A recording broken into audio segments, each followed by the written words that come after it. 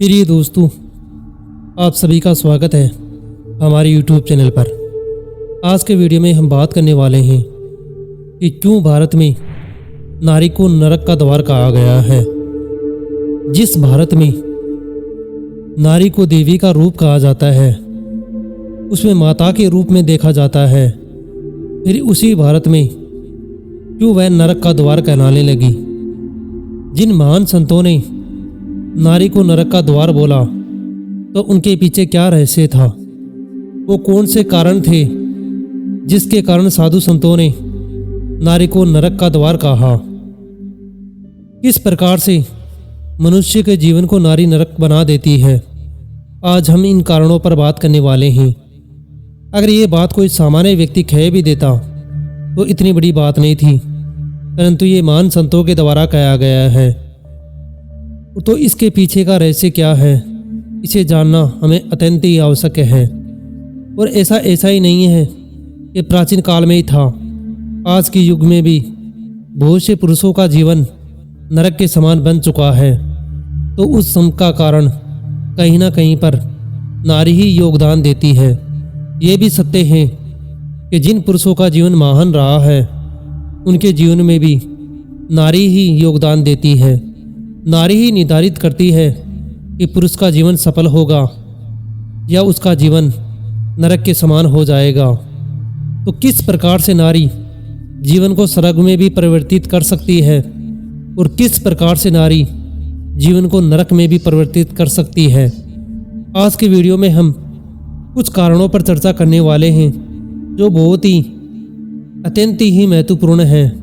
इसे जानना और समझना हमारे लिए बहुत ज़रूरी हो जाता है और हो सके तो हम इन पर गौर और ध्यान अवश्य दें। पहले नंबर पर बात करते हैं हम, जो कि सबसे महत्वपूर्ण है, नारी के भीतर पाई जाने वाली काम वासना। क्योंकि पुरुष के भीतर भी काम वासना अत्यधिक होती है, परंतु उसको ऊर्जा नारी से ही प्राप्त होती है। क्योंकि नारी में जितनी वेग से ऊर्जा उत्सर्जित होती है, उतने ही वेग से वह पुरुष के भीतर भी काम वासना का निर्माण कर देती है और उसका प्रभाव इतना तीव्र होता है कि पुरुष का विवेक ही नष्ट हो जाता है। इसीलिए संतों ने कहा है कि दुष्ट नारियों से हमेशा दूरी रहना चाहिए, क्योंकि उनका प्रभाव भी आपको दुष्टता में परिवर्तित कर सकता है। और काम वासना में इतनी प्रगाढ़ ऊर्जा होती है कि वह कब आपके विचारों को परिवर्तित कर दे, इस पर आपका बस ही नहीं चलता। इसीलिए बहुत से पुरुषों का जीवन केवल इसी काम वासना के भीतर में अटक कर रह जाता है। इसलिए संतों ने कहा है कि जिन स्त्रियों में काम वासना की ऊर्जा अधिक होती है, उनसे हर पुरुष को दूरी ही बना लेनी चाहिए। और इसका मतलब आप ये भी समझ सकते हैं कि पर स्त्री का भी आपका संपर्क अगर गलत तरीके से है तो वो आपके जीवन को केवल क्षति ही पहुंचा सकती है। और अधिकांश पुरुषों का जीवन नरक पर स्त्री के कमन से ही हुआ है, क्योंकि पर स्त्री किसी भी प्रकार से आपको उपयोगी नहीं होती है और पर स्त्री से व्यक्ति केवल काम वासना की दृष्टि से ही रिश्ता बनाता है, संबंध रखता है। इसलिए ये सबसे महत्वपूर्ण कारण माना जाता है। और जो व्यक्ति काम वासना में ही विलिप्त हो जाता है, फिर वह ना तो अपने जीवन में धार्मिक उन्नति कर सकता है और ना ही किसी और सफलता प्राप्त कर सकता है। नंबर दूसरे पर बात करते हैं, यह भी बहुत ही महत्वपूर्ण कारण है, नारी स्वयं एक रहस्य होना। दोस्तों, इस प्रकार में नारी का कोई भी योगदान नहीं है। नारी पुरुष के लिए एक रहस्य की तरह होती है। अगर पुरुष अपना पूरा जीवन देना चाहे तब भी नारी के रहस्य को नहीं समझ सकता। इसलिए नारी को नारायणी कहा गया है, क्योंकि जिस प्रकार से आप नारायण भगवान के रहस्य को नहीं समझ सकते, परमात्मा के रहस्य को नहीं समझ सकते, जितना जानोगे उतना ही कम पाओगे, उसी प्रकार स्त्री भी एक रहस्य है। उसका पूरा शरीर एक रहस्यमयी है। देखने वाले के लिए एक सामान्य है, परंतु समझने वाले के लिए पूरा जीवन लग जाए तब भी नहीं समझ सकता। इसीलिए वैज्ञानिक, संत, जो भी पुरुष किसी विशेष कार्य में निपुण होते हैं वो सब नारियों से दूरी बना लेते हैं, क्योंकि नारी का संपर्क उन्हें कहीं बाहर घूमने ही नहीं देता। स्वयं नारी इतना विशाल रहस्य है कि उसमें जो भी पुरुष उतरता है वह वहीं तक पूर्ण हो जाता है। और ये नारी की सबसे बड़ी महानता है कि वह सबसे बड़ा रहस्य है।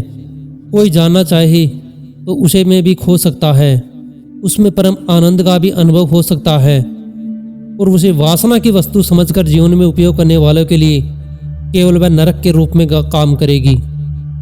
इसीलिए दूसरा कारण इसको सबसे महत्वपूर्ण माना गया है। इसीलिए ही कुछ महान लोगों ने नारियों से दूरी बनाई। इसका मतलब यह नहीं था कि नारी कुछ दुष्ट थी, वह एक रहस्य था, तो वह उस नारी के रहस्य से दूर रहने के लिए उनसे दूरी बना ली। नंबर तीसरे पर बात करते हैं नारी के द्वारा किया जाना वाला छल कपट। इसका प्रभाव वैसे तो नहीं पड़ता, परंतु पुरुष को बहुत ही दुखमय और पीड़ामय जीवन जीना पड़ता है, क्योंकि नारियां स्वभाव से ही छल करने में बहुत माहिर होती हैं। वो किसी भी पुरुष को किसी भी कार्य कराने के लिए किसी भी प्रकार का छल कर सकती है, और पुरुष उसके छल को कभी समझ ही नहीं सकता। और जिस पुरुष के साथ कोई नारी छल कर देती है तो वह उस छल की पीड़ा में अग्नि की तरह जलता है, और वह अग्नि उसे जीवन भर जलाती रहती है, नरक का अनुभव कराती रहती है। नंबर अगले पर बात करते हैं असत्य बोलने में निपुण होना। जितना असत्य नारी स्पष्ट रूप से बोल सकती है उतना पुरुष कभी नहीं बोल सकता। इसलिए नारियों को असत्य बोलने वाली कहा गया है। उनके बातों पर कदापि भरोसा नहीं किया जा सकता। वह अगर रो रो कर भी आपको कुछ बता रही है, अपने आप को अच्छा बताने का प्रयास कर रही है, तब भी उसकी बातों पर भरोसा नहीं करना चाहिए। शास्त्रों में कहा गया है कि नारी अगर रोकर भी अपना दुख बता दे तो हो सकता है वो जिस पुरुष को बता रही है उसको छलने वाली है, ठगने वाली है, और कई पुरुषों के साथ किसी भी प्रकार की नीच हरकतें करने में सफल होती हैं। और अगले कारण पर बात करते हैं जो कि प्राचीन काल से लेकर अब तक और आगे भी भविष्य में बना रहेगा। नारियां इसी हरकत से समाज में तुच्छ कोड़ी का सम्मान प्राप्त करती हैं, और यही कारण नारी के व्यवहार को सबसे ज़्यादा प्रभावित करता है।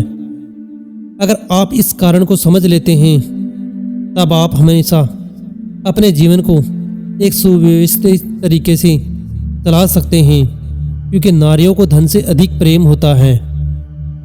वो किसी भी गरीब पुरुष को इतना महत्व नहीं देती है, परंतु हर पुरुष यही मानता है कि जो भी नारी उसे महत्व दे रही है उसे धन से कदापि लगाव नहीं है।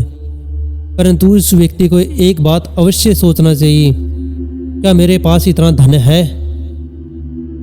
कि मेरे पास यथा धन है?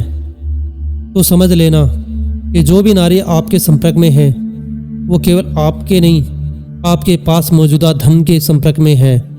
आप तो केवल उसके माध्यम हैं, वो आपके माध्यम से आपके धन का उपयोग करती है, और मौका मिलने पर आपको किसी भी क्षण किसी भी पीड़ा में छोड़कर जा सकती है।